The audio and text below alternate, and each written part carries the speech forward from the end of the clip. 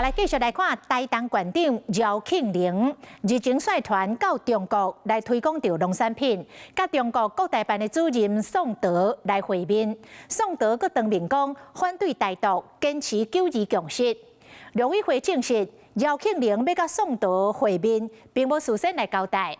讲姚庆玲进前就捌安尼过，拢无事先来通报。当时陆委会是甲书面警告，即届阁安尼讲陆委会恐惊会禁止姚庆玲过去中国。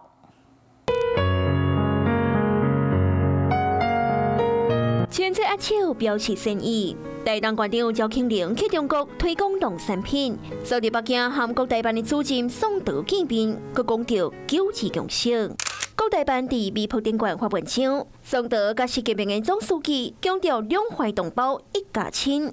更加写讲姚庆玲感谢中国恢复扩大台东适起的进口，表示伫咧坚持九二共识，甲反对台独的基础，行交流互动的路，台当推动两岸关系和平发展。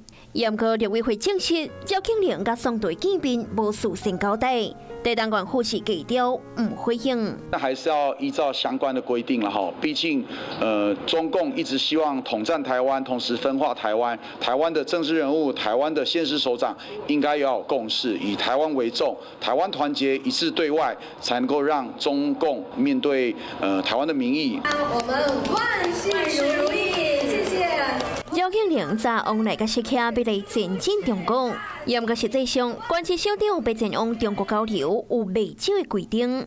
根据两岸人民关系条例，依法必须申请，经过内政部、会同国家安全局、法务部、陆委会甲相关机关所组成的审查会许可。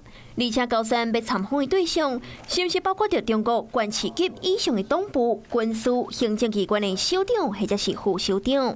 对于这件代志，陆委会表示讲，姚庆玲进前都捌报通报红书面警告，这摆处罚的结果，恐惊会禁止姚庆玲前往中国，较袂害交流，搁变调。